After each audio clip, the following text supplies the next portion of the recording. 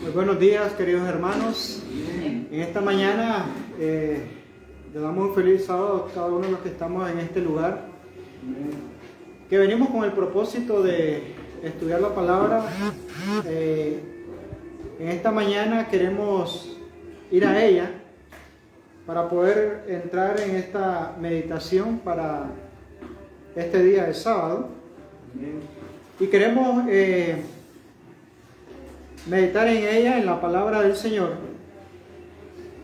Y veo que la necesidad dentro del pueblo de Dios de que nosotros tengamos conceptos claros y definidos acerca de nuestro Salvador. Eso es muy importante, que nosotros tengamos conceptos claros y definidos de acuerdo a lo que dice la Escritura a nuestro Salvador. Y algo también muy importante que en esta mañana se tocó en la cartilla de escuela sabática es el ministerio y el sacerdocio de Cristo en el santuario celestial. La sierva del Señor dice algo muy importante. Dice que el fundamento de nuestra fe, dice que está basada en el santuario celestial. ¿Por qué? Porque ahí Cristo es el que ministra en ese lugar. Y desde el tiempo antiguo, desde la antigüedad, Él se quiso manifestar, ¿verdad?, de esa forma. Por ejemplo, nosotros vemos en Éxodo 25:8, cuando le da la orden a Moisés y le dice que hagan un santuario de acuerdo al modelo que él le presentó, y dice que el propósito de hacer un santuario de acuerdo al modelo que el Señor le había dado a Moisés era para habitar, era para estar en medio de ellos. Entonces es muy importante entender el plan de salvación a través del santuario y entender el ministerio de ese sacerdote o ese sumo sacerdote que es Cristo Jesús, ofreciendo sus méritos, ofreciendo su sangre en favor nuestro en el lugar santísimo hoy. Pero bien, para que nosotros podamos entender estas cosas, vamos a ir a la palabra del Señor y vamos a ubicarnos en el libro de Isaías. En el libro de Isaías, el capítulo número 9. Isaías, el capítulo número 9 y el verso 6. Isaías 9, 6. Y nosotros vamos a ver ahí, en Isaías 9:6, dice lo siguiente. ¿Algún hermanito de la congregación que nos pueda leernos este verso? Porque un niño nos es nacido, hijo nos es dado, y el principado sobre su hombro, y se llamará su nombre admirable, consejero, Dios fuerte, Padre eterno, príncipe de paz. Amén. Gracias. Porque un niño nos es dado. Según esta profecía mesiánica, desde luego apuntaba ¿a quién? Un niño nos es dado. ¿A quién apuntaba esta profecía mesiánica del profeta Isaías? A Jesús, ciertamente a Jesús. Ahora, porque un niño nos es dado. Desde antes de la fundación del mundo, el plan de salvación estaba trazado. Y un niño se nos iba a dar. Se nos iba a dar un niño. Y este niño, el principado sobre su hombro, y se llamará su nombre admirable, consejero, Dios fuerte y Padre eterno, príncipe de paz. Ahora, hay algo muy interesante. Este niño, su nacimiento, ¿cómo fue este niño su nacimiento? Dígame. En un pesebre. Sí, en un pesebre, ciertamente en un pesebre. Pero, por decirlo así, ¿quién era su mamá? María. María. ¿Y María tenía alguna ventaja con ustedes, las madres que están en este lugar? ¿Había alguna diferencia entre María, la madre de este niño, y ustedes? Físicamente no, pero espiritual pienso que sí, porque ella fue escogida de Dios y no fue escogida porque así, al azar, sino alguien escogido, porque era pura y sin mancha. Bueno, debo decirle que de acuerdo a la genética, María no tenía ninguna diferencia entre ustedes como madre y ella. La única diferencia que había era la necesidad de salvación. La única diferencia entre María y ustedes las madres que están en esta mañana era la necesidad de salvación. Ciertamente el ángel dijo, bienaventurada eres tú. ¿Llena eres qué? De gracia. Porque la gracia del Señor estaba en ella.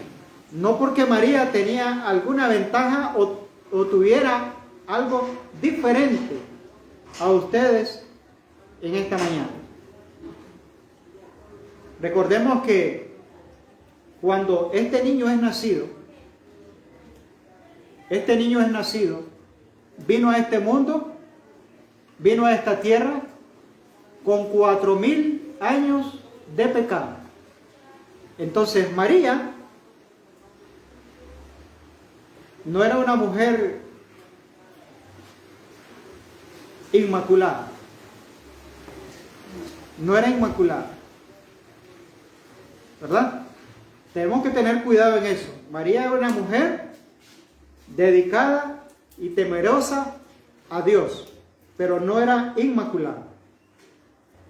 Entonces, un niño nos es dado. Ahora, este niño que nos es dado, vamos a ir al libro de Gálatas. El capítulo 4 y verso 4. El capítulo 4 y verso 4. Vamos a ver, ahora que este niño nos es dado, su mamá María, ¿cuál era la situación de María? Y vamos a verlo ahí. Gálatas 4:4. Pero cuando vino el cumplimiento del tiempo, ¿cuál tiempo? Esto es muy importante. Cuando vino el cumplimiento del tiempo, ¿cuál tiempo? ¿Perdón? De nacer el Mesías. ¿La? De nacer el Mesías. Sí, de nacer el Mesías. La profecía dada, ¿dónde? Ya lo vimos en Isaías. Un niño no se daba. Ahora, Gálatas 4:4 dice, pero cuando vino el cumplimiento del tiempo, Dios envió a su Hijo, nacido ¿de qué? De mujer. ¿Y nacido bajo qué? La ley. Bajo la ley. ¿Cuál ley? De la herencia. Bajo la ley de la herencia. ¿Y cuál herencia? Mencionamos que cuando vino Jesús a nacer de mujer, su madre María, habían 4000 años de degeneración de pecado. Entonces, pero cuando vino el cumplimiento del tiempo, nosotros vemos en el libro de Daniel, el capítulo 9, del verso del 24, 25, 26, ahí está especificado el nacimiento del Mesías, donde dice 70 semanas están determinadas para tu pueblo. Y ahí describe ese tiempo de la cual está hablando Pablo a los Gálatas. Pero cuando vino el cumplimiento del tiempo, Dios envió a su Hijo, nacido de mujer y nacido ¿bajo qué? Bajo la ley.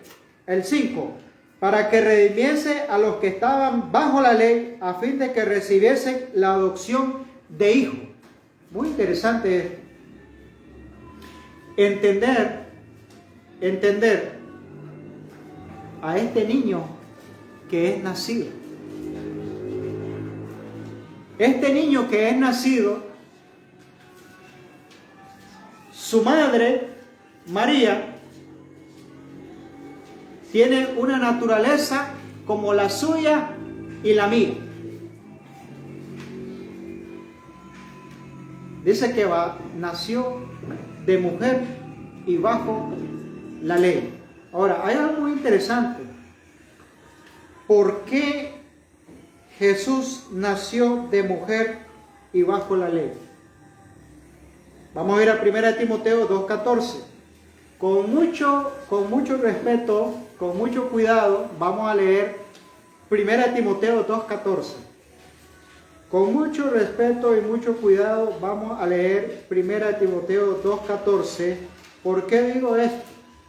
Porque podemos o me pueden malinterpretar tanto los que estamos acá como los que me pueden ver. 1 Timoteo 2:14. ¿Perdón? Sí, 1 Timoteo 2. Vamos a ver.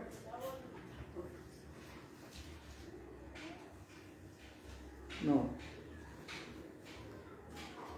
Bueno, lo vamos a leer por acá. Lo vamos a leer por acá.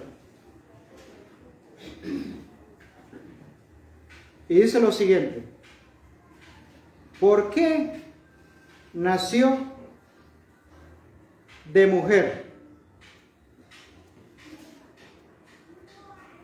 Aquí está algo muy importante.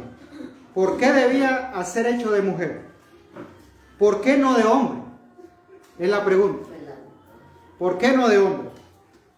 Por la sencilla razón de que ser hecho de hombre no le había aproximado suficiente al género humano. ¿Entienden esto? Porque ser hecho de hombre no se le hubiera acercado al género humano. Tal como el género humano bajó al pecado. Entonces fue hecho de mujer a fin de descender hasta lo más último, hasta el último rincón de la naturaleza humana en su pecado. ¿Por qué?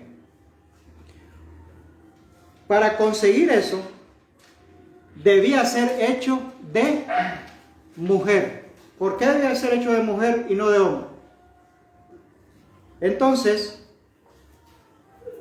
quien cayó primero, originalmente, ¿quién fue? La mujer. Quien cayó primero, originalmente, fue la mujer en la transgresión, porque Adán no fue engañado, sino la mujer, siendo seducida, vino a ser envuelta en transgresión. Timoteo 2:14. 1 Timoteo 2:14. Entonces, ahora quiero que nosotros podamos entender esto. Es muy interesante. Que este niño que nos es dado, ¿qué significa nacer bajo la ley? ¿Verdad? ¿Qué significa nacer bajo la ley y por qué nació de mujer? Porque si hubiera nacido de hombre, no hubiera alcanzado al hombre hasta donde hubiera caído. ¿Por qué? Porque la mujer pecó primero. Y dije antes de leer este verso que no me malinterpreten, ¿verdad?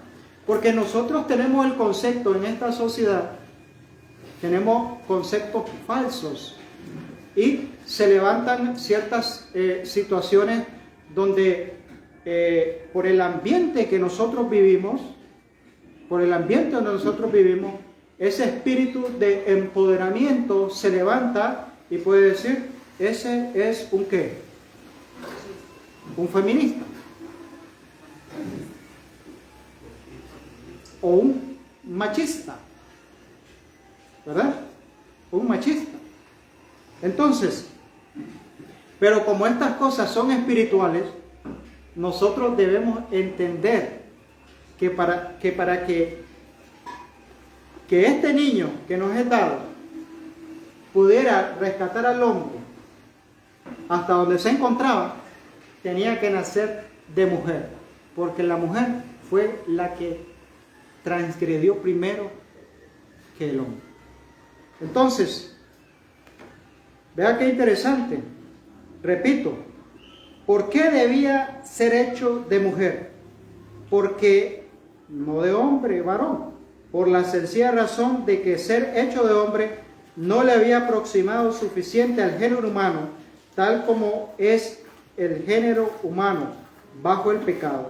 Fue hecho de mujer a fin de descender hasta lo último, hasta el último rincón de la naturaleza humana en su pecado. Ahora, una pregunta. Ahora este niño, indefenso, que es el redentor de este mundo. Ahora, ¿cómo fue su niñez? Recuerden que este niño es potencialmente, iba a ser ¿qué? Nuestro Salvador, nuestro sumo sacerdote, luego después de su muerte. ¿Cómo fue este niño?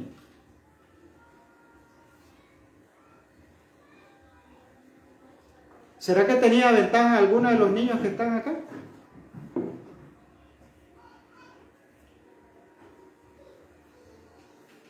¿Tenía ventaja alguna? Genéticamente adquirió la tendencia de su madre María, sus gustos.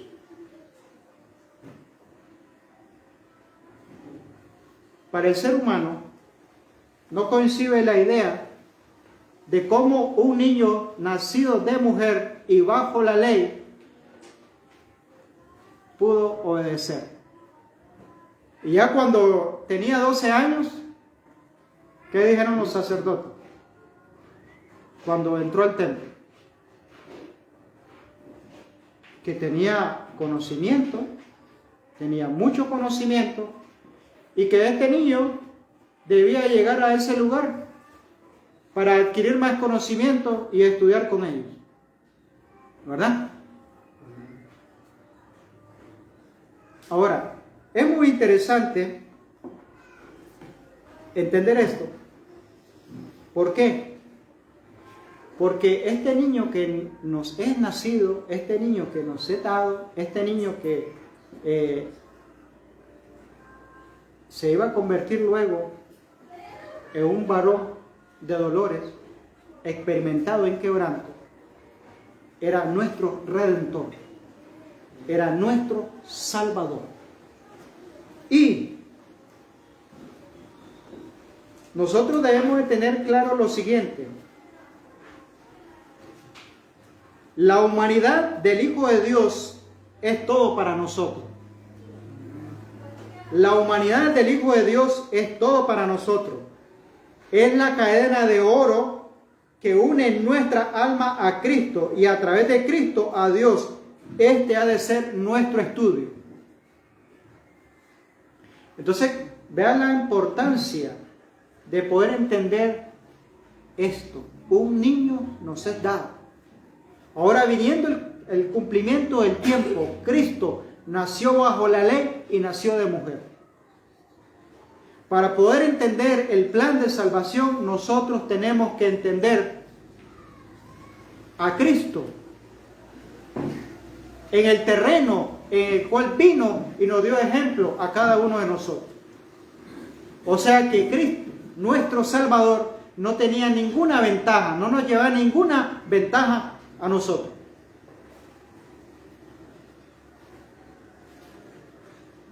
Pero qué interesante.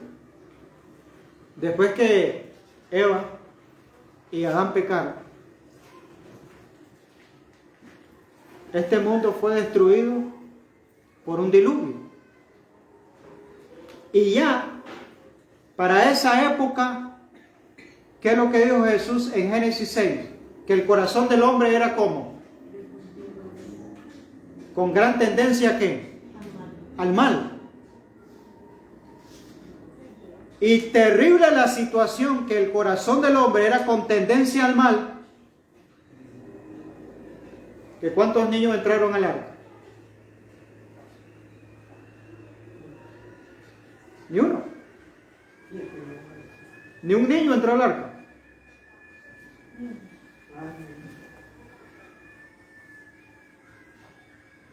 Y ahora, 2000 años después, aparece un niño, o un poquito más, aparece un niño nos es dado, con todos los efectos de la ley de la herencia. Esto es la teología, algunas veces, la teología, no algunas veces, la teología hoy por hoy no lo acepta ni lo entiende. Después de 4000 años de pecado, ahora un niño nos es dado y entra al terreno. Y desde pequeñito está sufriendo y sintiendo que los efectos de la ley de la herencia y los efectos y los ataques del enemigo. Porque desde pequeño, desde que estaba prácticamente en el vientre, fue blanco de Satanás. ¿Quería matarlo, sí o no? ¿Verdad? ¿Quería matarlo antes de tiempo, sí o no? Porque sabía que ese niño que se nos era dado iba a hacerle frente en un terreno en la cual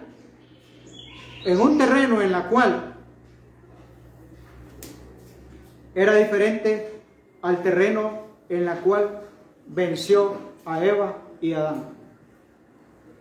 Totalmente diferente. Ahora veamos el proceso de este niño que va a ser nuestro redentor y sacerdote o sumo sacerdote. Y por ello es que nosotros debemos de entender lo que dice el comentario bíblico adventista. La humanidad del Hijo de Dios es todo para nosotros. Es la cadena de oro que une nuestra alma a Cristo y a través de Cristo a Dios. Este ha de ser nuestro estudio.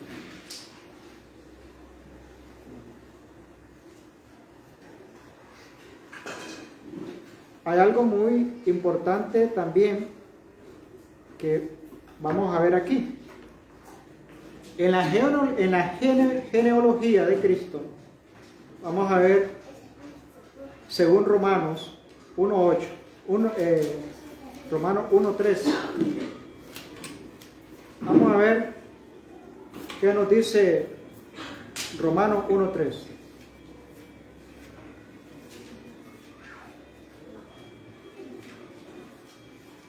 Acerca de su Hijo, nuestro Señor Jesucristo, que era del linaje de ¿qué? De David, ¿según qué? Según la carne. Ahora, dígame una cosa, o pensemos en esto. ¿Cómo era David? ¿O cómo fue David? ¿O qué hizo David? Era muy pecador. Era rey. David mandó a matar. Era un adúltero. Mandó a matar. Para poder tener una dama que no le pertenecía. Ahora, pero esto en la vida de David no se sostuvo. Vemos que hay un cambio que hay un arrepentimiento. El Salmo 51 es evidencia de que David sufrió una transformación. Pero, para que nosotros tengamos idea que es un niño no es nacido y que es nacer bajo la ley y que es nacer de mujer. Entonces, acerca de su Hijo, nuestro Señor Jesucristo, que era del linaje de David según la carne. Ahora, en Juan, el capítulo 1, vamos a ir al libro de Juan, al capítulo 1, vamos a ver esta partecita de Juan, el capítulo número 1, nos dice ahí también algo muy interesante. 1:14. Juan 1:14. Y aquel verbo fue hecho ¿qué? Carne. Y habitó entre nosotros.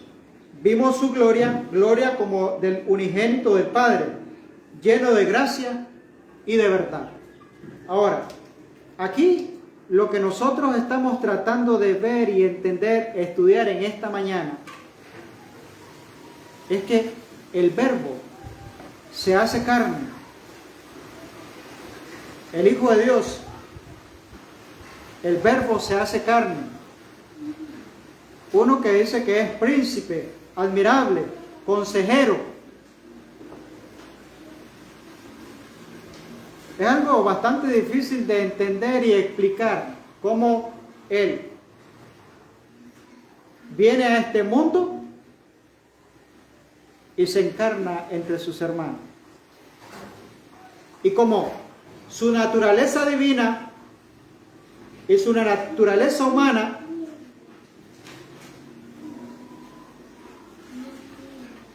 están en el terreno, pero su naturaleza divina es puesta a un lado para darnos ejemplo a nosotros que en esa naturaleza humana que Él adquiere de María, tiene una vida de ejemplo, para nosotros, una vida de rectitud y una vida sin pecado. Ahora vamos a ver eso en el libro de Filipenses. El libro de Filipenses. El libro de Filipenses, el capítulo número 2, del 5 en adelante. Filipenses 2, del 5 en adelante.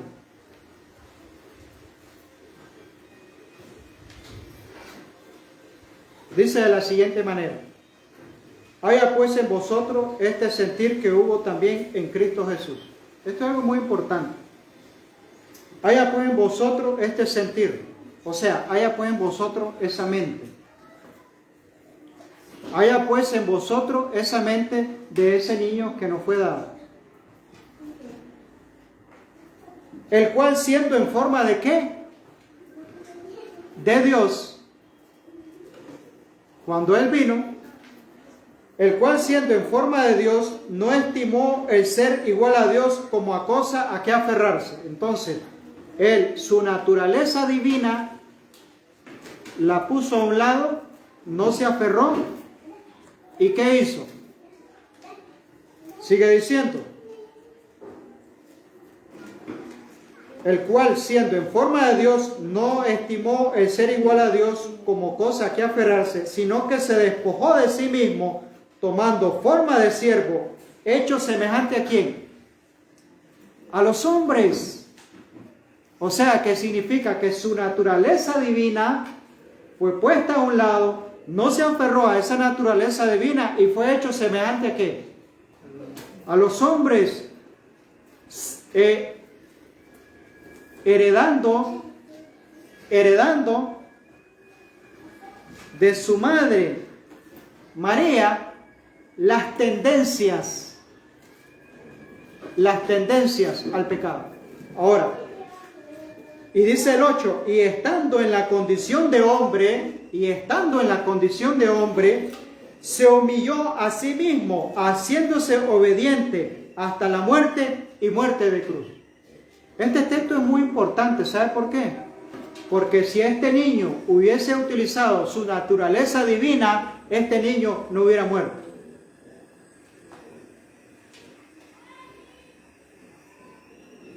Ahora, una pregunta. ¿Me doy a entender en esta mañana? ¿Sí? ¿Me están entendiendo? ¿Sí? Ok. Una pregunta. ¿Sí? Si él no hubiera muerto, nosotros no viviéramos. Sí, estuviéramos condenados a muerte. Como son amigos buenos. Estuviéramos condenados a muerte. Ahora,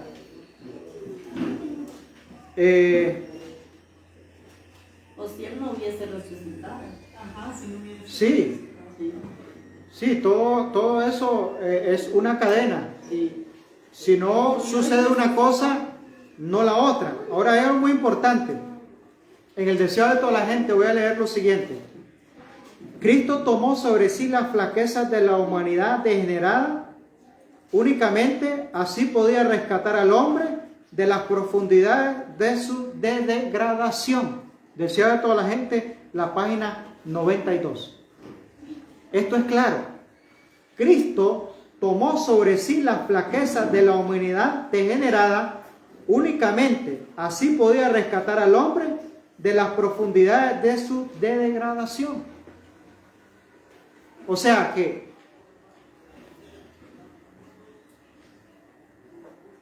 esto nosotros tenemos que entenderlo muy bien. ¿Saben por qué? Porque de aquí depende nuestra salvación.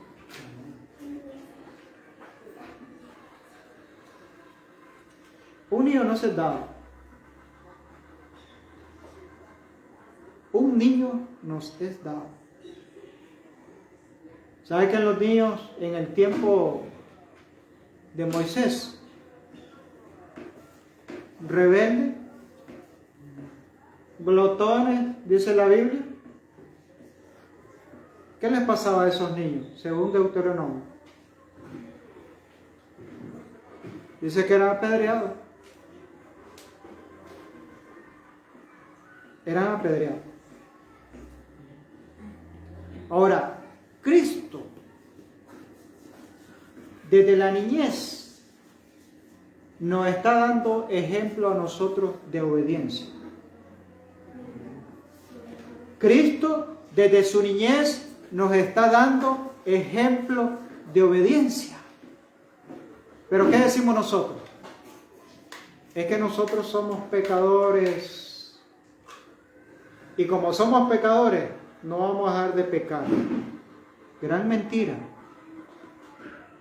Porque si Cristo desde su niñez nos da ejemplos de obediencia, entonces ¿cuándo será que nosotros vamos a dejar de desobedecer? Y empezar a obedecer de acuerdo a lo que dice la Escritura.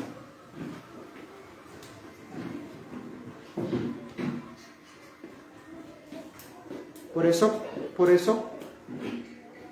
eso, en este plan de redención,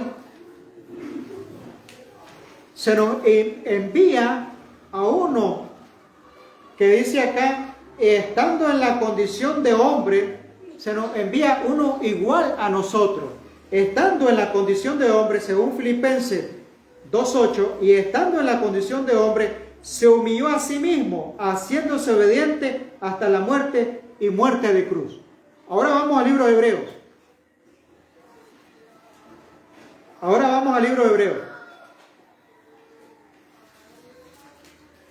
Y en el libro de Hebreos, ahora el apóstol Pablo nos presenta como ya no un niño, sino como ya uno mayor. Y el apóstol Pablo en el libro de Hebreos, en el capítulo número 4 y el verso del 15 en adelante, vean lo que dice.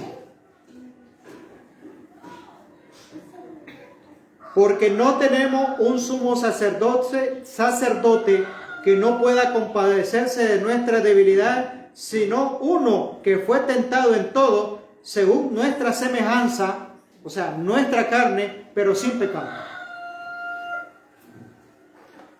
Ahora vemos una transición de niño a sumo sacerdote. Uno que fue tentado en todo. Uno que fue tentado en todo. Según dice nuestra semejanza, o sea, según nuestra naturaleza. Pero no pecó. ¿Y en qué consistía eso? San Marcos 1:35.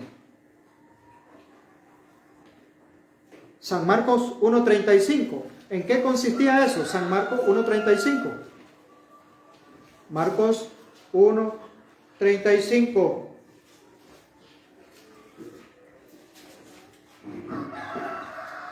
Por favor, ¿alguno de la congregación? 1:35 de San Marcos. Y dice, muy temprano de mañana aún oscuro, Jesús se levantó. Fue a un lugar solitario y se puso a orar. Muy diferente a la condición nuestra, ¿verdad? Muy diferente a la condición nuestra, porque ahí dice que él, levantándose muy de mañana, siendo aún muy oscuro, salió y se fue a un lugar desierto y ahí oraba. ¿Y cómo hace énfasis en eso? Mire, Ajá. muy temprano. Muy temprano. De mañana aún. Ajá. Oscuro, Jesús se levantaba. Él se levantaba a orar. Entonces, ¿a dónde estaba el secreto? Según el apóstol Pablo, que dice que fue tentado en todo, según nuestra semejanza, pero sin pecado. ¿Dónde estaba el secreto? En la oración. En la oración. Ahora, y la oración y el estudio de la palabra, es ahí donde tenemos nosotros el descuido, y ahí es donde Satanás nos vence a nosotros. Pero en esta mañana, lo que queremos dejar en las mentes de cada uno de los que estamos acá y de los que nos están viendo, es que Cristo, desde su niñez hasta su muerte, tuvo una vida ¿de qué? Una vida de conflicto, una vida de tentación, pero Él no sucumbió al pecado, no porque era el Hijo de Dios y porque era Dios, no, porque vemos según Filipenses que Él no se aferró a ser igual a Dios, sino que se humilló a sí mismo hasta la muerte. ¿Y muerte de qué? De cruz. Ahora, si Él hubiese venido a este mundo con una naturaleza divina, un divino muere. No hubiese podido morir.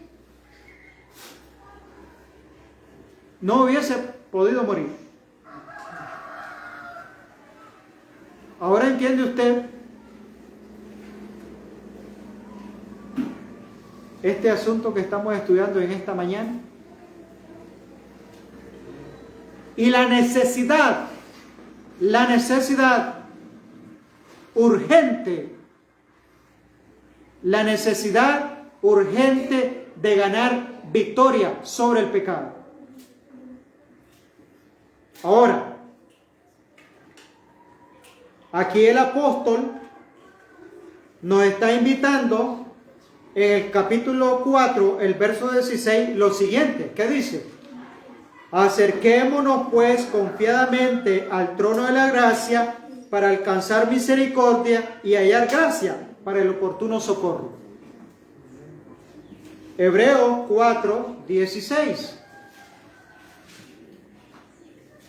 Hebreos 4, 16.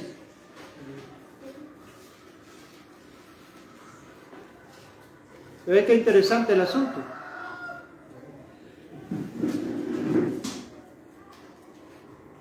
Ahora, sigamos viendo este asuntito que es muy importante.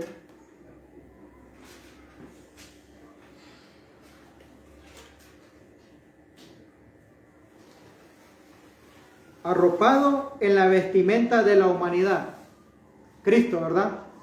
Arropado en la vestimenta de la humanidad, el Hijo de Dios bajó hasta el nivel de aquellos a quienes vino a salvar. Y en él no hubo engaño ni pecado, siempre fue puro y sin contaminación. Con todo, tomó sobre sí la naturaleza pecaminosa, vistió su divinidad con la humanidad a fin de asociarse con la humanidad caída. Yo sé que esto como se toca muy poco, a veces es difícil de entender esto que estamos estudiando.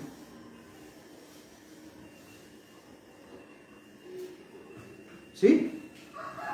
Como se toca muy poco, a veces es difícil de entender esto que estamos estudiando. ¿Sabe por qué? Porque muchos hasta el día de hoy tenemos el concepto de que Cristo vino a esta tierra con una naturaleza de Adán antes que cayera.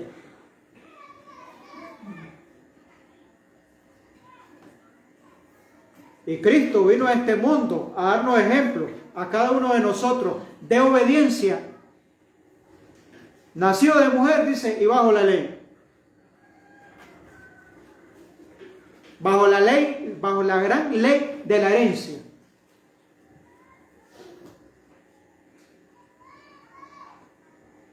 Porque María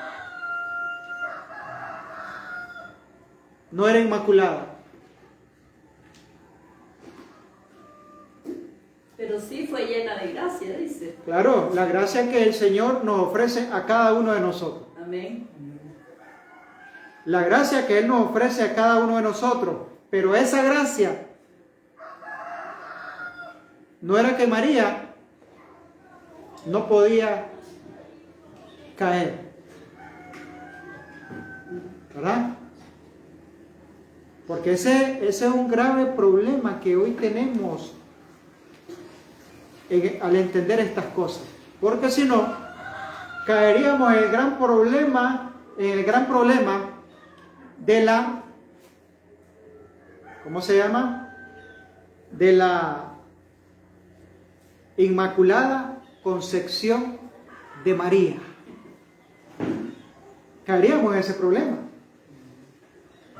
En la Inmaculada Concepción de María. Por eso a esto se le ha dado forma. Y por eso hay tantos errores que la teología no puede entender ni aceptar de que como un niño no se ha dado y fue obediente hasta la muerte y muerte de cruz en la naturaleza que usted y yo tenemos. Porque la falsa teología dice que todos nacemos condenados por el pecado ese original. Y se inventaron la Inmaculada Concepción de María y ponen a Cristo en un terreno con ventaja sobre nosotros. Eso es catolicismo.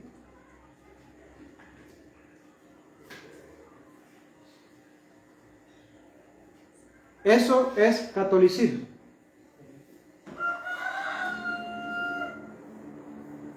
Entonces, arropado en la vestimenta de la humanidad, el Hijo de Dios bajó hasta el nivel de aquellos a quienes vino a salvar. Por eso nació de mujer. Porque legalmente, 1 Timoteo 2:14 y el relato del Génesis, quien pecó primero fue Eva. Sí, quien pecó primero fue Eva. Entonces tenía que ir hasta ahí, hasta lo más último, donde se encontraba el hombre, con los grandes efectos de la ley de la herencia, para poder rescatar. Entonces es un pensamiento del Espíritu Profecía, lo siguiente: que la gloria de Dios abate en el polvo la gloria del hombre y hace por este lo que el hombre no puede hacer por sí mismo. Porque nosotros no podemos hacer nada para ser salvos. Entonces la gloria de Dios abate en el polvo la gloria del hombre y hace por este lo que él no puede hacer por sí mismo.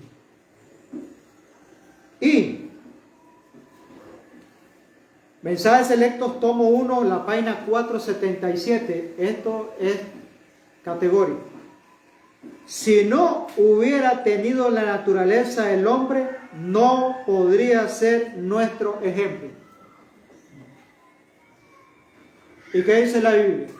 ¿Qué nos dice el Señor Jesús? Ejemplo os he dado, para que así como yo hago, vosotros hagáis. Pero si nosotros aceptamos la teología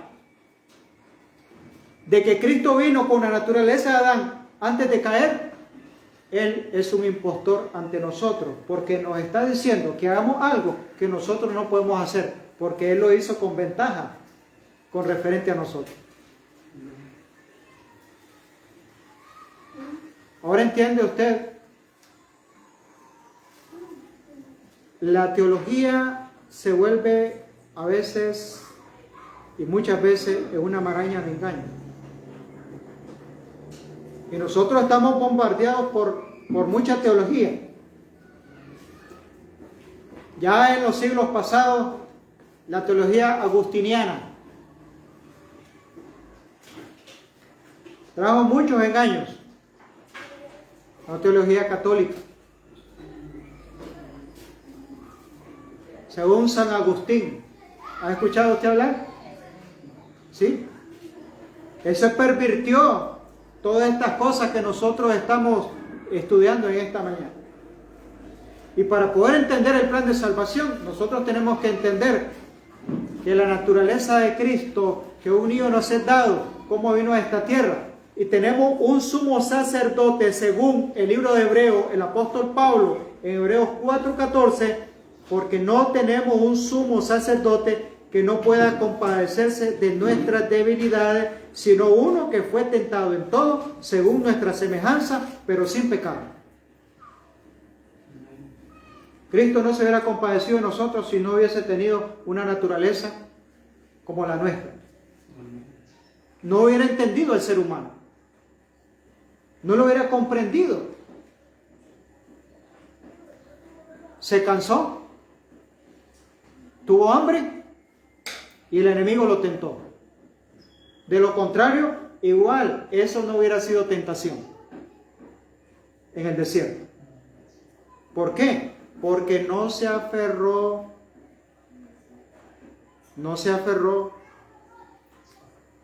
a su naturaleza divina, sino que se humilló a sí mismo hasta la muerte y muerte de cruz. Ahora, libro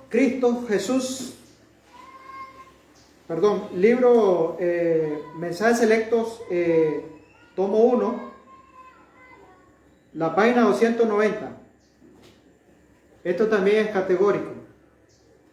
Cristo no tomó la naturaleza humana en forma aparente. La tomó en verdad. La tomó en verdad esa naturaleza, no en forma aparente, sino que la tomó en verdad. En realidad poseyó la naturaleza humana, según Hebreos 2:14. Vamos a ver qué dice Hebreos 2:14.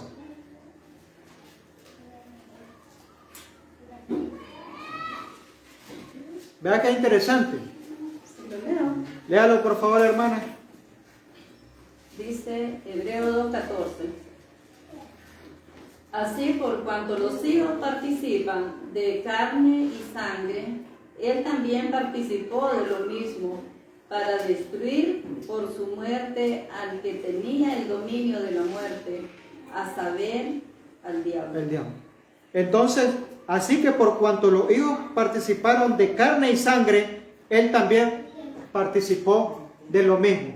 Entonces, ¿qué es carne y qué sangre heredó Cristo? La de María, la carne y sangre de María, tenía en su genética la sangre y carne de María. No otra genética diferente a la nuestra. Para que Él pudiera compadecerse de nosotros y entendernos a nosotros, tenía que tener la carne y sangre de María. Pero no en el concepto agustiniano de la Inmaculada Concepción de María. No, ese es un gran error, grave error hasta el día de hoy.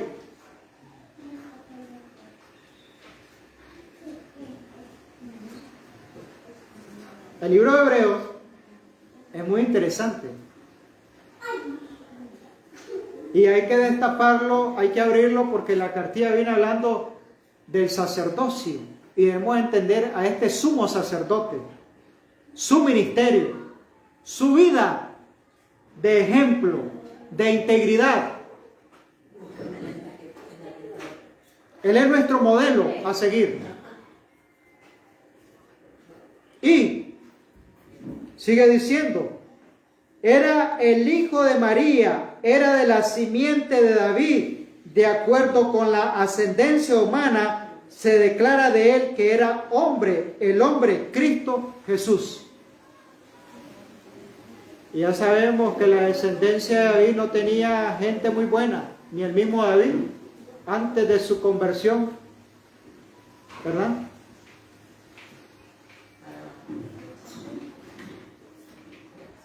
Ahora, vea lo siguiente. Comentario Bíblico Adventista, tomo 5, la página 1102, dice lo siguiente. Él vino para estar a la cabeza de la raza caída, para compartir sus experiencias desde la niñez hasta la virilidad. Por eso es muy interesante hoy encontrar a un niño obediente.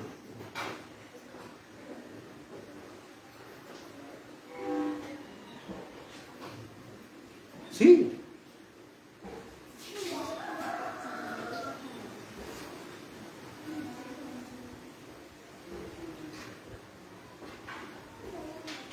Y lo vemos en el ejemplo que puse anteriormente.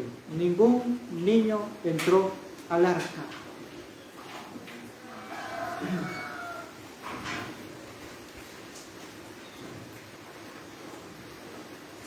Hoy ya casi cumpliendo 6.000 años de pecado, ¿cómo está esta naturaleza?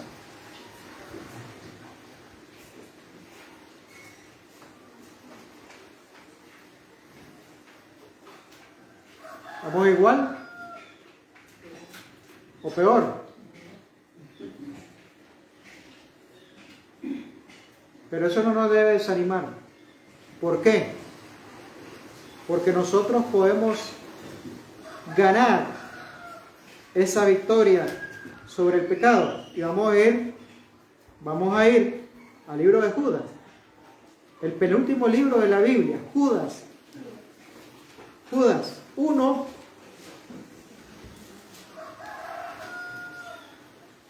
Judas solo tiene, ¿verdad?, ese capitulito, un capítulo. Judas 1:24. Judas 1:24. Dice lo siguiente: y aquel que es poderoso para guardarnos, ¿cómo? Sin caída. ¿Y qué significa sin caída? Cambiamos esa palabra y pongámosle sin pecado. ¿Y quién es aquel? Es Cristo Jesús. Y aquel que es poderoso para guardarnos sin caída y presentarnos ¿cómo? ¿Con arruga? ¿Con mancha? Sin mancha delante de su gloria, con gran alegría.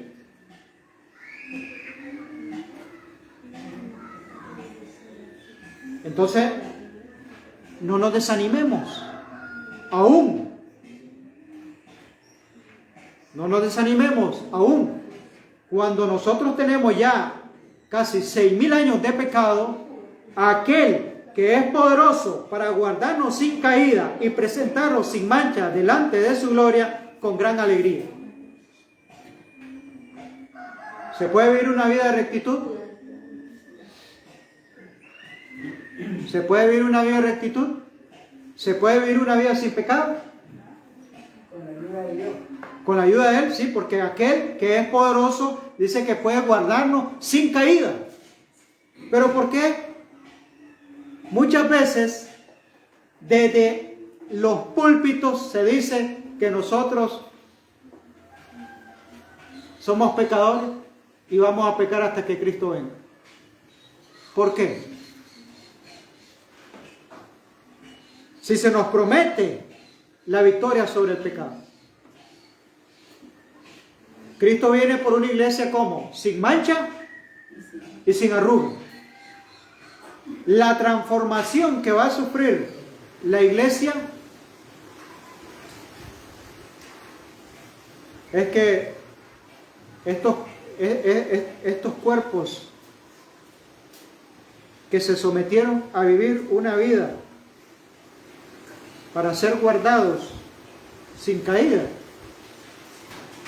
fueron sellados y ahora van a sufrir una transformación.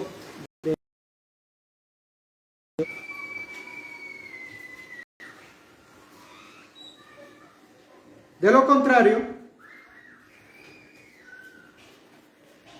veamos lo que dice el Señor Jesús en Mateo 5. No se nos pidiera esto. Mateo 5. De lo contrario, no se nos pidiera lo que dice Mateo 5.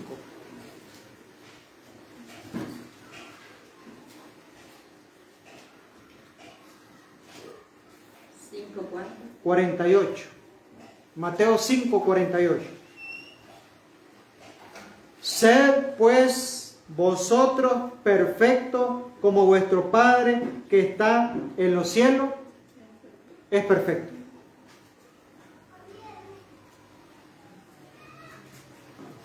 Cinco, 48. Sed vosotros perfectos como vuestro Padre que está en los cielos es como perfecto. Ahora yo les voy a leer una cita aquí muy interesante. Voy a leerles aquí una cita muy interesante.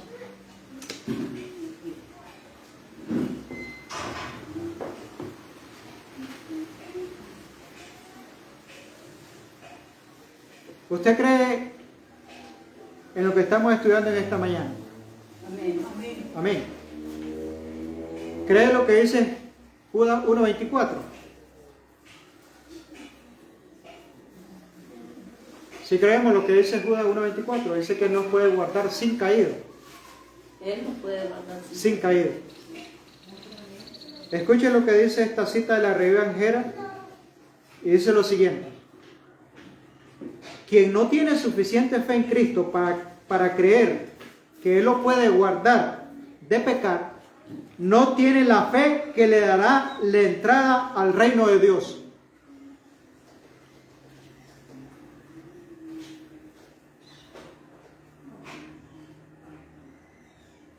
Repito otra vez la cita porque es categórica.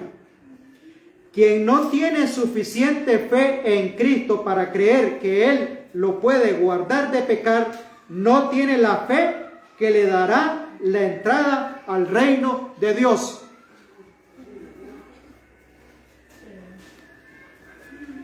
Pero desde hace mucho tiempo, desde nuestros púlpitos, se dice todo lo contrario.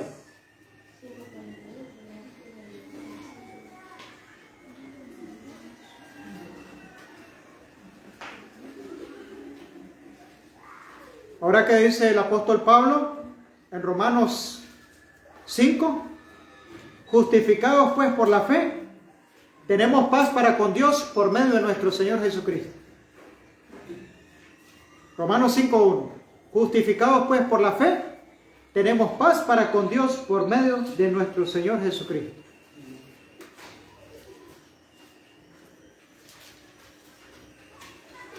Ahora, si Jesús fue tentado, nosotros también somos tentados. Ahora la pregunta ¿es pecado la tentación? ¿Es pecado la tentación? No es pecado. Según el libro de Santiago, el capítulo 1, del 13 al 15, nos dice que la tentación no es pecado. Ahora, ¿qué es pecado? Ceder a la tentación. Y ahí estriba el éxito para vivir una vida de victoria sobre el pecado. Ahora, las tentaciones entrarán a raudales sobre nosotros, pues por ellas somos probados durante nuestro tiempo de gracia en la tierra. Esta es la prueba de Dios, una revelación de nuestros propios corazones. No hay pecado en tener tentaciones, pero el pecado penetra cuando se cede a la tentación. Lo que dice Santiago 1 del 13 al 15. El Espíritu de Profecía lo confirma, lo amplía. Ahora, hay pensamientos y sentimientos sugeridos y suscitados por Satanás que molestan aún a los mejores hombres. Pero si estos no son albergados, si se los rechaza como odiosos, el alma no se contamina por la culpa y nadie más es manchado por la influencia de él. Por eso un sumo sacerdote se nos fue dado, que fue tentado en todo, según que nuestra carne y sangre. La diferencia es que no se dio a la tentación ni albergó la posibilidad de ese pecado en su mente. Porque según San Marcos 1:35, el secreto estaba donde ¿qué? Muy de mañana, se iba muy oscuro a orar, a estudiar, a entrar en ¿qué? En esa relación y esa comunión con su Padre. Y de ahí dependía él todos los días y ganar victoria sobre el pecado, como ejemplo para nosotros. Ahora, para no cometer pecado, tenemos que resistir sus mismos comienzos. Todo efecto y pasión han de sujetarse a la razón y a la conciencia. Todo pensamiento no santificado debe ser repelido de inmediato. Lo que pasa es que el enemigo nos asalta a cada momento porque nosotros no estamos en guardia. Y al no estar en guardia, esos asaltos del enemigo rápido nos hacen a nosotros sucumbir ante esa tentación. ¿Por qué? Porque ya Jesús nos dice algo. Haya pues en vosotros esa misma mente que hubo en Cristo Jesús. Perdón, Filipenses dice, haya pues ese mismo sentir, o sea, esa misma mente que hubo en Cristo Jesús. Una mente ¿cómo? Conectada con el Padre. Ahora, hay algo aquí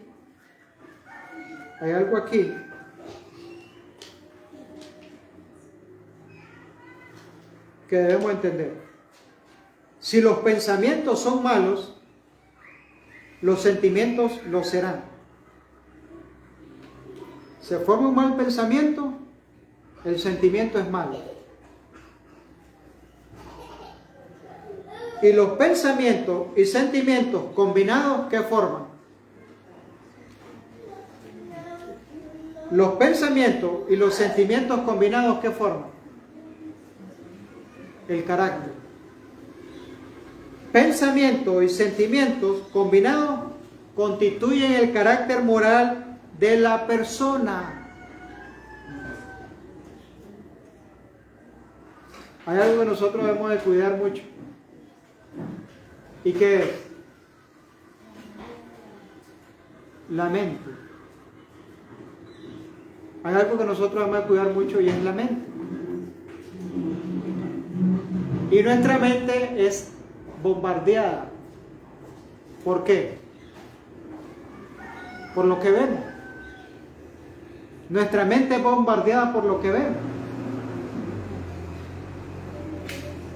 por lo que escuchamos. Ahora, cuando usted tiene un aparato que usted ve y escucha, el ser humano está más propenso a caer. Un aparato que usted ve y escucha. Un teléfono, un televisor.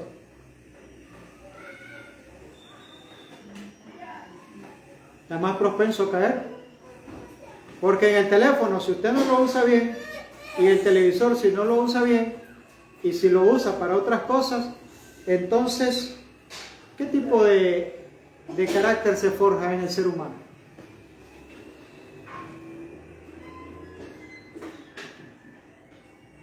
Un carácter degenerado. Un carácter conforme a lo que ve. De acuerdo a lo que ve.